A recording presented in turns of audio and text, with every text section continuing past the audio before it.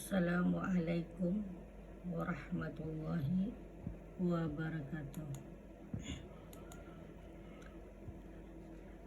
Hari ini kita belajar pelajaran tarikh tajuk Khalifah Sayyidina Ali bin Abi Thalib, di mana ada 3 sudah khalifah yang kita pelajari, yaitu yang pertama Khalifah Sayyidina Abu Bakar As-Siddiq radhiyallahu anhu, yang kedua Sayyidina Umar bin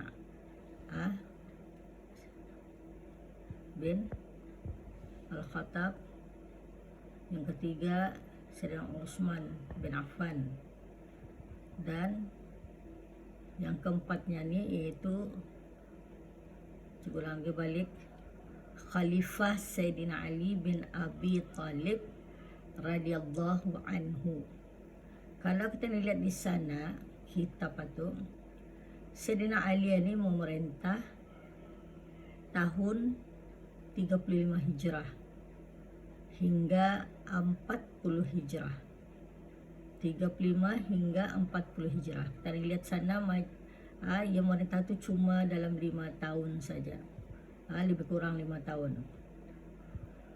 Dan lihat lagi kisahnya dulu, riwayat hidup Sayyidina Ali ini, di mana Sayyidina Ali bin Abi Thalib radhiyallahu anhu ialah khalifah keempat di dalam Islam, yaitu khalifah yang terakhir di dalam Khulafaur Rasyidin. Beliau lahir 32 tahun setelah Rasulullah sallallahu alaihi wasallam diputrakan. 32 tahun jauh tu. Rasulullah sudah besar tu, baru dia lahir. Rasulullah sudah mula menyebarkan agama Islam, ia masa tu masih damit. Di mana Sayyidina Ali ini berbangsa Arab Quraisy dan sepupu kepada Rasulullah sallallahu alaihi wasallam. Beliau adalah kanak-kanak yang pertama yang memeluk agama Islam ketika berumur 8 tahun. Artinya masa Nabi menyebarkan agama Islam itu ia umurnya 8 tahun. Sayyidina Ali ini sepupunya. Di mana bapa Nabi Muhammad bin Abdullah ini adik beradik kepada Abi Thalib, bapa Sayyidina Ali. Sebab itu dalam sepupu. Kemudian sejak kecil memang terdidik dengan sifat berani, cekal, cergas dan pintar. Itulah sifat Sayyidina Ali semasa kecil. Setelah dia dewasa, terkenal dengan sifat gagah, berani, tidak pernah tewas dalam medan perang. Itulah Sayyidina Ali yang sebenarnya.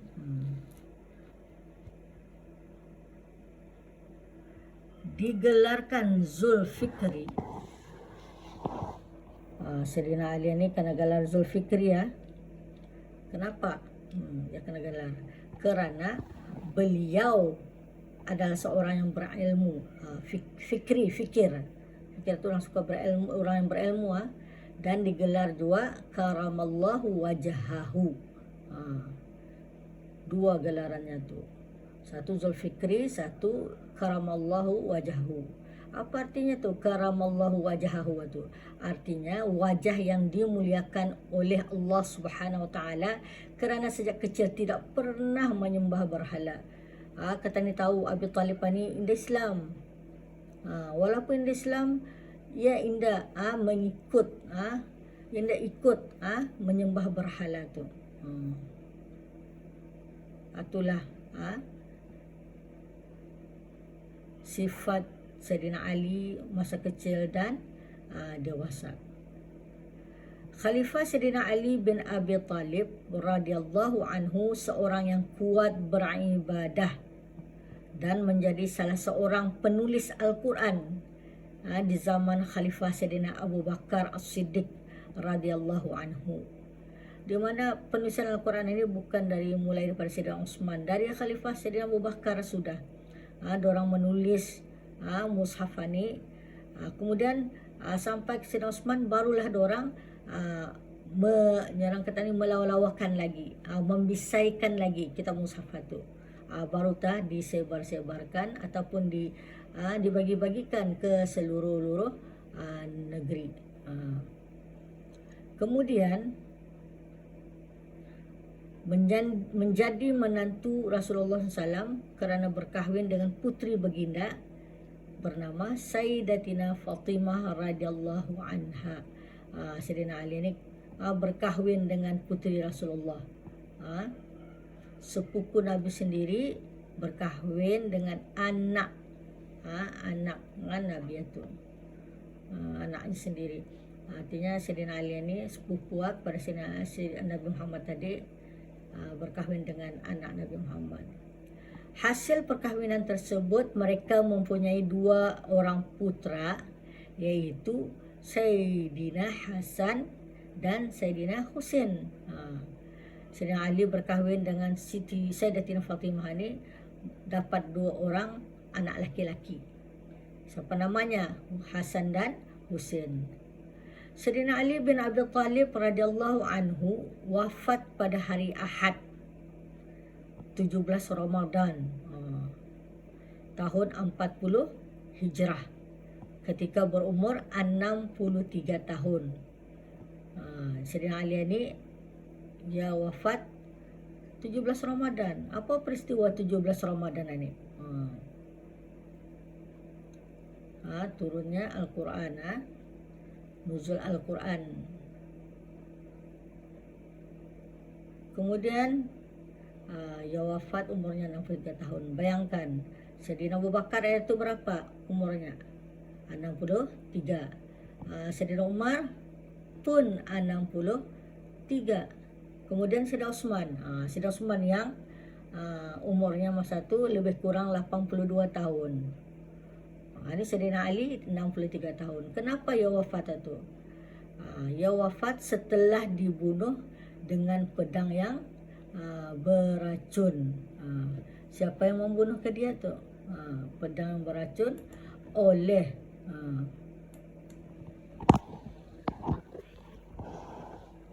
Abdullah bin Maljan, daripada golongan Khawarij. Beliau memerintah selama 4 tahun 9 bulan. Lebih kurang kan 5 tahun 4 tahun 9 bulan. Itulah orangnya. Ingat, itu orang yang membunuh Sayyidina Ali dengan pedang yang beracun. Kalau Sayyidina Utsman dibunuh dengan pedang juga ketika ia solat, menunaikan solat subuh dengan pedang je tu. Zaman dulu banyak menggunakan pedang senjata, bukannya pistol senapang. Kemudian kita lihat perlantikannya lagi, macam mana ia dilantik menjadi khalifah itu. Perlantikan Sayyidina Umar ini ialah dengan terbunuhnya Khalifah Sayyidina Utsman bin Affan radhiyallahu anhu. Pemberontak-pemberontak telah berkuasa di ibu kota Madinah. Pada ketika itu sahabat-sahabat yang utama berada di luar Madinah. Pemberontak-pemberontak telah melantik Sayyidina Ali bin Abi Thalib radhiyallahu anhu. Lalu diisytiharkan perlantikannya. Pada mulanya Sayyidina Ali radhiyallahu anhu menolak perlantikannya itu kerana takut dituduh bersubahat dengan pemberontak dan pembunuhan Khalifah Sayyidina Utsman bin Affan radhiyallahu anhu. Bayangkan, yang membunuh Sayyidina Utsman ini pemberontak. Dan pemberontak itu yang melantik Sayyidina Ali menjadi khalifah keempat. Jadinya Sayyidina Ali ini indah mau perlantikan itu. Sebenarnya takut apa? Takut dituduh ia yang punya angkara mengarahkan pemberontak itu membunuh Sayyidina Utsman. Tapi sebenarnya tidak ada. Sayyidina Ali tidak ada akan membunuh sahabat-sahabat Nabi itu. Ganya ya takut sejak andaian orang. Dia dilantik oleh pemberontak. Ganti, mesti tu orang akan bersangka buruk. Kemudian, namun demi untuk menyelesaikan masalah dan menghindarkan perpecahan,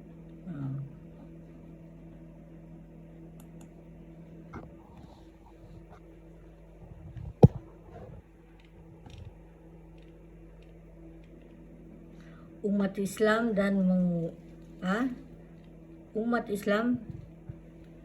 daripada perpecahan umat Islam dan mewujudkan semula keamanan negara, beliau akhirnya menerima juga pelantikan tersebut. Akhirnya Sayyidina Ali pun mau juga menerima lantikan daripada pemberontak-pemberontak itu.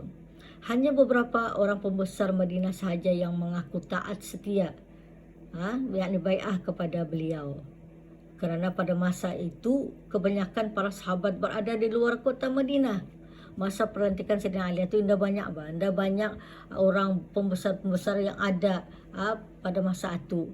Masa yang kena lantik itu, semua orang berada di luar kota Madinah itu. Mereka tidak mahu terlibat dengan pemberontakan tersebut. Pelantikan Khalifah Sayyidina Ali bin Abi Thalib radhiyallahu anhu adalah dengan bai'ah beberapa orang pembesar Madinah sahaja. Mereka memberikan syarat kepada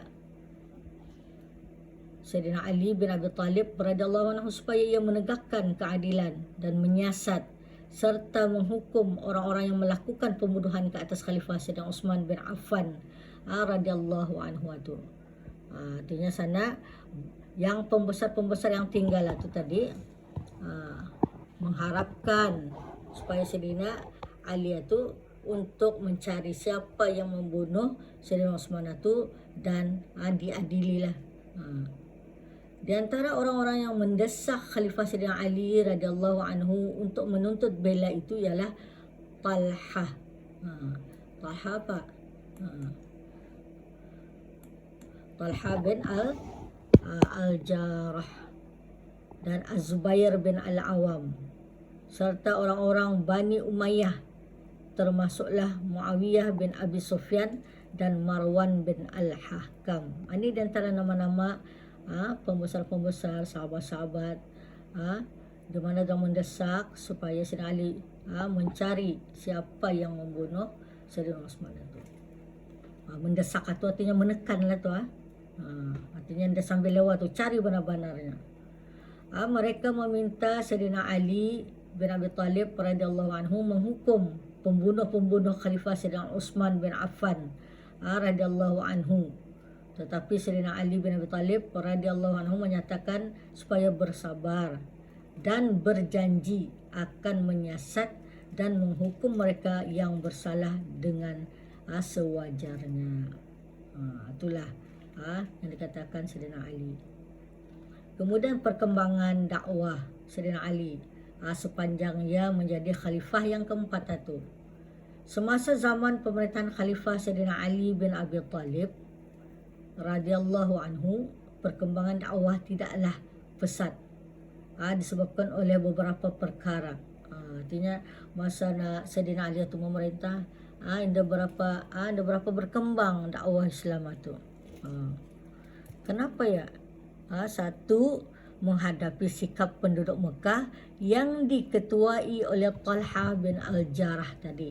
Di mana orang ini tadi mendesak supaya Sayyidina Ali mencari pembunuh Sayyidina Utsman itu. Dan Sayyidina Aisyah radhiyallahu anhu yang tidak berpihak kepadanya sehingga berlaku perang Jamal. Di mana tadi siapa sih Sayyidina Aisyah ni? Sayyidina Aisyah ni isteri Nabi Di mana isteri Nabi ni indah menyebelahi Sayyidina Ali walaupun sepupu Nabi tu. Kerana orang beranggapan Sayyidina Ali inilah yang mengarahkan pemberontak itu membunuh Sayyidina Utsman. Sebab tu dia menyebelahi. Talha bin Al-Jarrah dan Sayyidatina Aisyah ni. Yang kedua, memerangi tentera Muawiyah di dalam peperangan Siffin. Di mana masa tu sibukkan berperang-perang saja. Akan menyebarkan agama Islam ni pun inda berapa pesat, artinya inda berapa yang kata ni lancar.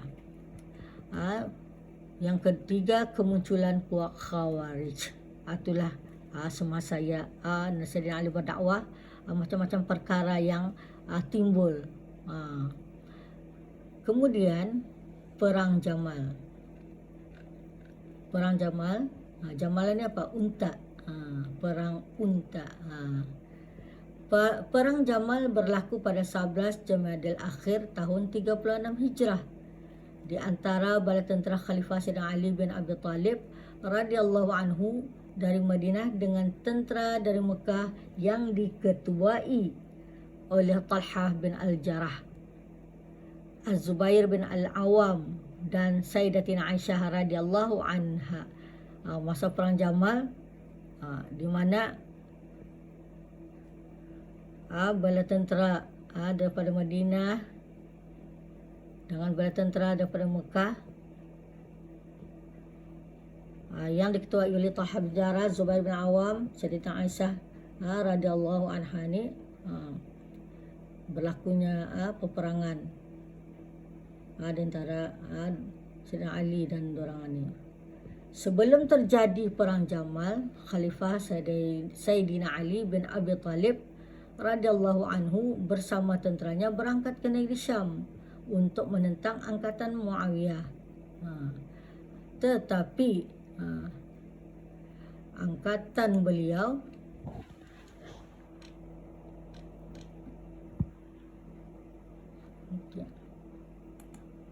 berubah haluan ke Mekah.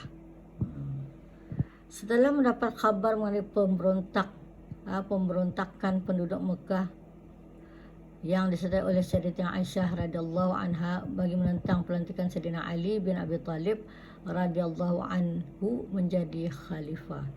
Artinya sana mula-mula tadinya yang beritahunya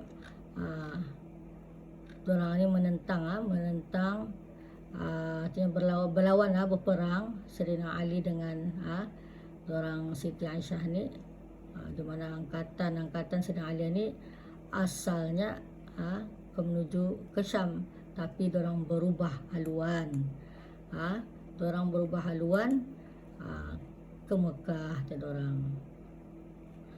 Kemudian penduduk Mekah telah mempersiapkan angkatan tentera seramai 20,000 orang untuk melawan angkatan tentera Khalifah Sayyidina Ali radhiyallahu anhu seramai 30 orang. Sayyidina Ali 30,000 orang. Seperti Siti Aisyah cuma 20,000 orang. Seorang sahabat bernama Al-Qaqa' bin Amru telah berusaha. Lihat sana. Seorang sahabat bernama Al-Qaqa' bin Amru telah berusaha untuk mengelakkan daripada berlakunya peperangan itu dengan jalan perdamaian. Usahanya itu hampir berjaya, tetapi malangnya penasihat-penasihat kepada Khalifah Sayyidina Ali bin Abi Talib radhiyallahu anhu dan penasihat-penasihat kepada Zubair bin Al-Awam tidak mahu bertolak ansur. Tak mahu. Penasihat masing-masing ini malah. Artinya payah takkan damai itu. Dan Sayyidina Ali dengan Sayyidatina Aisyah. Pertempuran itu berlaku di Basrah dan berlanjutan selama 7 hari yang berakhir dengan kekalahan angkatan tentera Mekah. Siapa tu angkatan tentera Mekah tu? Angkatan tentera Mekah, sehingga hampir 10,000 jiwa terkorban daripada kedua belah pihak, termasuklah Talha bin Al-Jarrah dan Zubair bin Al-Awam. Artinya orang-orang kuat Sayyidatina Aisyah ni akhirnya gugur Bayangkan 10.000 jiwa di antara kedua belah pihak. Kan tadi Sayyidina Aisyah 20.000 orang, Sayyidina Ali 30.000. Jadinya sana yang mati terkorban 10.000 di antara keduanya tuh. Di mana orang kuat Sayyidatina Aisyah, 2 orang gugur, terkorban. Setelah tamat peperangan, Sayyidatina Aisyah radhiyallahu anha diserahkan oleh khalifah kepada saudaranya Muhammad bin Abu Bakar supaya dibawa balik ke Madinah dengan penuh kehormatan. Walaupun mendapat kekalahan, di mana Sayyidatina Aisyah ini indah diperlakukan dengan kejam. Dia ditangkap, kemudian diserahkan kepada saudaranya bernama Muhammad bin Abu Bakar supaya dibawa balik ke Madinah.